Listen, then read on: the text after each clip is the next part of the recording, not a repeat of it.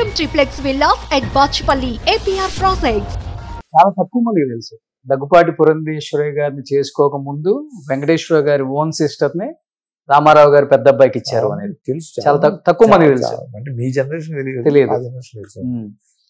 But ఏదేమైనప్పుడు కూడా రామారావు గారు అమ్మాయిని చేసుకుంటానన్నప్పుడు లేకపోతే సంబంధం వచ్చినప్పుడు మీ ఫీలింగ్ ఏంటి సార్? అసలు అదొక చరిత్ర. చాలా సార్లు చెప్పాను నేను.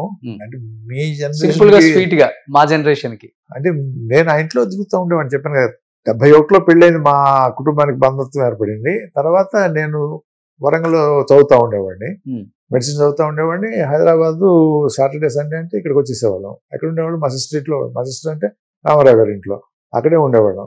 వాళ్ళ రామారావు గారి మా బ్రదర్ చనిపోయాడు, సాయికృష్ణ నేను కలిసి రోజు స్కూటర్ మోటార్ సైకిల్ మీద ఊరంతా తిరుగుతూ ఉండేవాళ్ళం. హైదరాబాద్ సినిమాలకు వెళ్తూ ఉండేవాళ్ళము, స్విమ్మింగ్కి వెళ్తూ ఉండేవాళ్ళము. అలా ఆయనతోనే ఉండి గడుపుతూ ఉండేవాడిని. తర్వాత ఉన్న అమ్మాయి, ఈ అమ్మాయి వయసు మా ఇద్దరికి జోడి కలుస్తుంది అని చెప్పి పెద్దలు అనుకుంటా ఉంటే మేము విన్నాము. తర్వాత మాకు ఇష్టమైంది. ఇష్టమయ్యి ఆవిడ చెప్పింది, నేను చెప్పాను. మధ్యలో కొంత గ్యాప్ వచ్చిన తర్వాత ఇద్దరు కావాలనుకున్నారు అని చెప్పి తెలిసిన తర్వాత పెళ్లి కుదిర్చాను. అంతే. ఒక రకంగా చెప్పాలంటే love marriage. Arranged come love అంటారు దాన్ని. Okay. రెండు ఉన్నాయి. ఉత్తరాలు రాసుకునేవాళ్ళం, పెళ్లి కాకముందు కలిసి తిరిగేవాళ్ళం కాదు, కానీ ఉత్తరాలు రాసుకునేవాళ్ళము. ఓకే. ఒకసారి మధ్యలో కొంచెం మా సిస్టర్కి మా మదర్ ఇన్ లాకి కొంచెం తేడా వచ్చి ఏదైనా బ్రేక్ పడే పరిస్థితి ఉన్న రోజున ఆయన రామారావు గారి ఫాదర్ ఉండేవారు, లక్ష్మి గారు. ఆయన ఒక రోజు పిలిచి డిలే అవుతున్నట్టుంది, తీసుకెళ్ళి చేసేసుకో అన్నాడు ఆయన. అంత సాహసం చేయాల్సిన అవసరం లేదు. ఓకే. అది అందరికి బాగా నచ్చేది తెలుగు ప్రేక్షకులకి, తెలుగు అభిమానులకి నందమూరి కుటుంబం చాలా పెద్దది. ఎన్ని చిన్న చిన్న పొరపత్యాలు ఉన్నప్పటికి కూడా ఏదైనా మంచి అయినా చెడైనా అందరూ ఒక చోటుకి చేరుతారు. అది చాలా బాగా నచ్చుతుంది. అది ఎవరు నేర్పించారు? ఎన్టీఆర్ గారు నేర్పించారా, లేకపోతే తర్వాత ఇంట్లో ఉన్న పెద్దవాళ్ళు లైక్ పెద్దల్లుడు కానీ లేకపోతే పెద్ద కొడుకులు డిసిషన్ తీసుకుంటే? అంటే ఈ కుటుంబానికి బయట ప్రపంచంతో కన్నా కూడా ఆ కుటుంబంలో ఉన్నటువంటి వాళ్ళకి ఒక పెద్ద కుటుంబము, 10 మంది సంతానము, పిల్లలు, మనవళ్ళు, మనవరాళ్ళు అన్నప్పుడు ఫంక్షన్ జరిగినప్పుడు మొత్తం చోట చేరడం అనేది సహజము. అందువల్ల ఎక్కువ కనపడుతుంది. ఫోకసింగ్ కూడా మీకు కనపడుతుంది. మీడియా కూడా రామారావు కుటుంబం అనగానే కనపడుతుంది. అలా చాలా చోట్ల ఇలానే ఉండవచ్చు.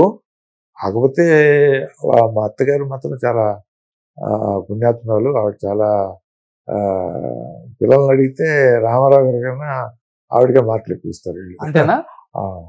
మామూలు గొప్పతనం కాదు ఆవిడది.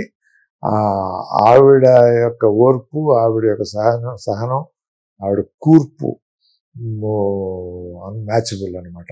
ఆవిడ విలేజ్ నుంచి వచ్చినా కూడా ఆ సహనము, ఆ ఇష్యూ వచ్చినప్పుడు దాన్ని ఓవర్కమ్ అవడానికి ఆవిడ చెప్పే చిన్న సూచన, ఆవిడ అనుభవము, ఆవిడ ఓర్పు ఏదంతా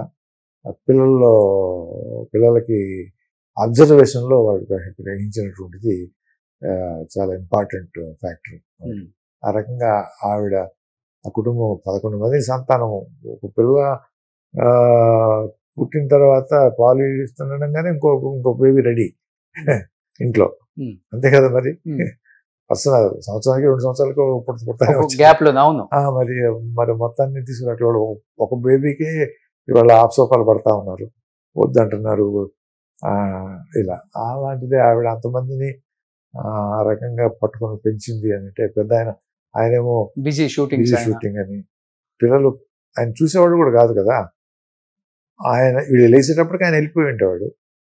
మళ్ళీ వీళ్ళు పడుకున్న తర్వాత వచ్చేవాడు ఆయన.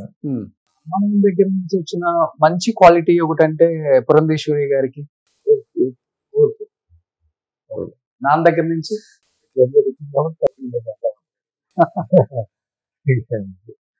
నేర్చుకోవటం. కోపం అనేది పడరు. కోపం అనేది లేదు. మీరు కోపపడటమే కానీ. నా కోపం అంటే నా కోపం ఉంటుంది. కోపం అంటే నా కోపం ఏమంటే ఆవిడ కోపం వస్తే కోపం రాదు ఆవిడికి. నా కోపం అంటే నా 5 నిమిషాల కోపం పోతుంది. నాది కోపం అంతా నాకు కోపం అనేది కాదు, నాది యాక్చువల్ కోపం. ఓకే. ఎప్పుడైనా కానీ జీవితంలో నేర్చుకోవాల్సింది ఏంటంటే పిల్లలు కూడా నేను చెప్తాను, కోపం అనేటటువంటిది అవసరం లేదు. కోపం ఓన్లీ కాబట్టి కోపం ప్రదర్శించాలి. అలా ఉండాలి కోపం అంటే. ఒక వర్కర్ను కోపడ్డామంటే అతనికి తెలియజెప్పడం కోసం మనం నెక్స్ట్ తప్పు చేయకుండా ఉండడం కోసం కోపం ప్రదర్శించాలి. పిల్లాడికి పిల్లల మీద అంటే కోపం అలా ఏదన్నా కానీ అలా ఉండాలి. కానీ కోపం యాక్చువల్గా నీకు చేటు చేస్తుంది.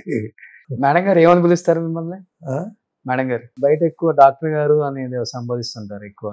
డాక్టర్ గారు, చెన్నారెడ్డి గారిని ఒకరిని డాక్టర్ గారు అంటారు రాజకీయాల్లో, తర్వాత నన్ను డాక్టర్ గారు అంటారు. నన్ను డాక్టర్ గారే అంటారు ఇప్పుడు కూడా. ఓకే. పురంధేశ్వరి గారు నేనేమవుతాను? మీరు హస్బెండ్? నేనేమవుతాను హస్బెండ్ తర్వాత హస్బెండ్ కంటే ముందు ఏమవుతాను? బావా. మరి ఓకే, అదే పిలుస్తారు. ఓకే. మీరేమని పిలుస్తారు మేడం ని? నేను మామూలుగా నేనేమనిపిస్తాను, నేను రకరకాలుగా పిలుస్తుంటాను ఆ పరిస్థితిని బట్టి. ఎక్కువ ప్రేమతోనే పిలుస్తాం కదా.